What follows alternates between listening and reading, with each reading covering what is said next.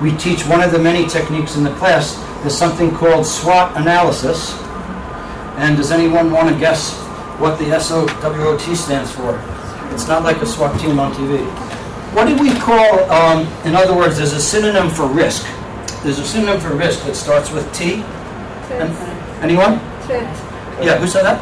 Oh, yeah, that's exactly right. So threat versus opportunity and strength versus weakness. So like if a big company like Time Warner was big, they decided to take over AOL. It sounded good in some ways, but obviously it didn't work out too well. It cost them a fortune to undo the mistake.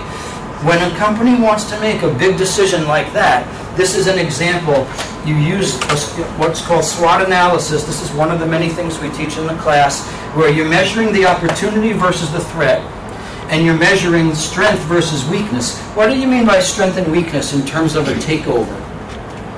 Did Time Warner have the right strength in terms of the takeover? They were big, but it doesn't mean that they had the right strengths.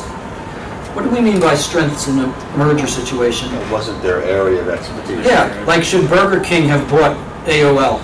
Right? You know? So yes, maybe they're big enough, but what good will it do them? Do they have strengths to capitalize on it? Right? So in other words, the opportunities probably were enormous between Time Warner and AOL. That probably was true, but when you analyze like this, you want to wind up in this quadrant, not here, here, or here. And an example of, so this is one of the many tools we teach in the class. So long-term profitability is what counts. Probably the stock of one of those companies did bounce for a few days when that happened, but that doesn't mean it was a smart idea. It cost them a fortune to later disband the companies.